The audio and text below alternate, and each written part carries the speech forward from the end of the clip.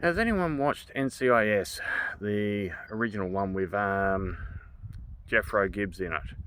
I can't remember what his actual real name is, but that's the character he plays. He has a lot of rules, about 50 rules that he's written down. Some argue that there's a lot more. There's definitely a rule 51 where he says that occasionally it's okay to be wrong. So what about aspies? We have rules. That's how we live our life. We work out what is what. Now, is Gibbs an aspie? Or is portraying an aspie? Not a chance in hell. He's only got 50 rules. That is so simple, it's ridiculous. An aspie, we have a rule for just about every occasion. There are rules about senses of humour, about how to interact with others, what is right, what is wrong. My first wife got really upset with me because I started trying to introduce all these rules into the house because they worked for me, so therefore I assumed that they would work for my stepdaughter, her daughter, and our kids. NTs don't work off the same complexity of rules. A classic example. At school, I was picked on. I didn't know how to communicate. I remember watching one kid get out of a fight and I just could not understand it. He was picked on by a bigger kid and he just turned to them and smiled and said, "Mate, I got no problems with having a fight with you after school. Tell you what, when you get there, you start and remember, I win." And I thought, what a cheeky bugger. Like, he's going to get completely beaten up like there's no tomorrow for that. What happened was the big bloke actually had a great big chuckle, tapped him on the shoulder and said, "Mate, you're okay." Now, I should have taken the rule out of that at that stage, but it wasn't until I actually went to work and somebody explained that as a rule.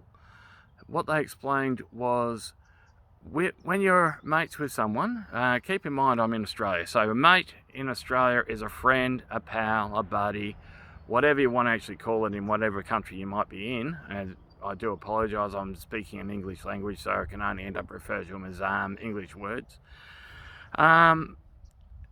In Australia, a mate is just a person that we know. Sometimes it's a situation where we don't know the person's name or can't remember it, so therefore they become, "Mate, how are ya?" Rather than actually acknowledge that we don't know Sam's name or Paul's name or whatever. And so, yeah, it can be interesting that way. So, getting back to it, at work, and I'm talking to this bloke who I'm working with. At the time, I would have been 16 years old, and we were stripping down a crane and re-rigging it, repainting it, getting it all up and running for the rest of the year. So it was Christmas time and we needed to make sure that the crane was in working condition. Now, I was watching his behaviour to the people he liked, and he used to end up swear at them and call them all sorts of names, and some of them were not nice names, rather than "Hey Joe, get over here," it'd be, "Hey C-word, get over here." And it'd be like, really? Are you pissed off with them? Like, are you angry with them? Like, is there a reason why you want to behave in that sort of format to them? In this case, well, the closer you get to a person, the more you're likely to, I would call it disrespect, but the more you're likely to joke around and call them names because they know you don't mean it.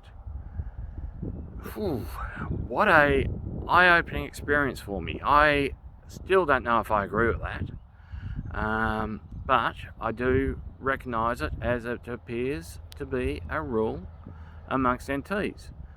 My concern, of course, is that, well, what if the NT doesn't realise you're actually mucking around and they take you seriously and you break their heart, or you do something and they go away and they neck themselves because they don't think they're loved anymore.